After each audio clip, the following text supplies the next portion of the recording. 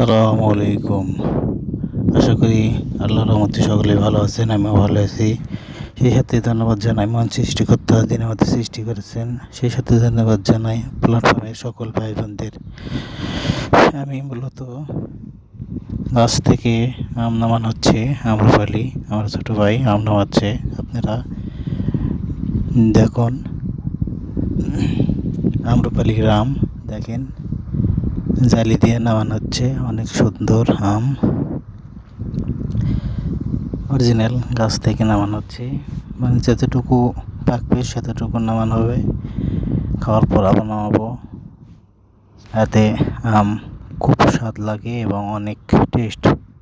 গাছ পাকা আম, বাড়ির ভেতর গাছ।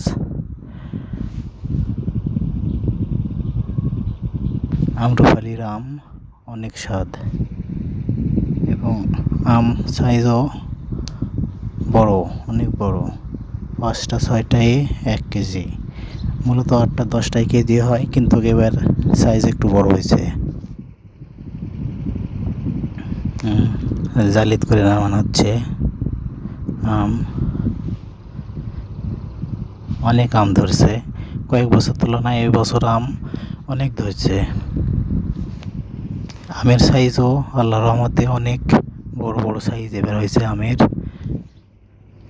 দেখেন ডালিম, দেখেন গাছে অনেক ডালিম ধরছে এবং পেয়ারাও অনেক পেয়ারা ধরছে, কিন্তু পেয়ারা খাওয়া যাচ্ছে না, পোকা লাগিছে। মূলত এই সময় বর্ষার সময় পোকা লাগে বেশি, খাওয়া যায় না। ডালিমও পোকা লাগে, সব নষ্ট হয়ে গেছে। ডালিমও এই সময় খাওয়া যায় না, এর পরে সিজনে ভালো হয়। এই যে উপরে দেখেন বরের গাছ আছে, বড় আছে, মানে সব ধরনের ফল আছে বাড়ির ভিতর, এবং বাইরেও আছে অনেক গাছ আছে আমের গাছ প্রায় 150 200 300টার মতন আছে। অনেক আম,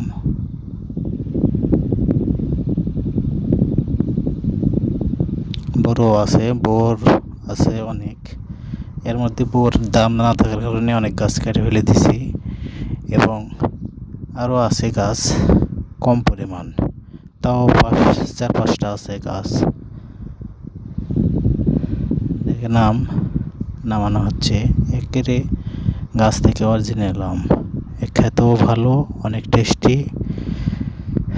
সবাই নিজ নিজ দায়িত্বে বাসায় একটা করে গাছ লাগাবেন এবং অরিজিনাল ফল সবাই খাবেন।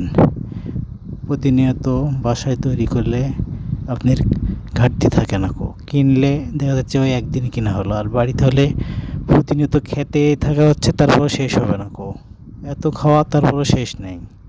বাড়ির জিনিসের বরকত আলাদা, কেনা জিনিসের বরকত কমই হয়। দেখেন পেয়ারা, এত পেয়ারা ধরেছে ডালে, একটা ডালে 7টা 5টা করে পেয়ারা ধরছে, কিন্তু এই সময় পেয়ারা নষ্ট হয়ে যায়। এর পরেবারে পেয়ারা অনেক ধরে এবং খাওয়া যায়।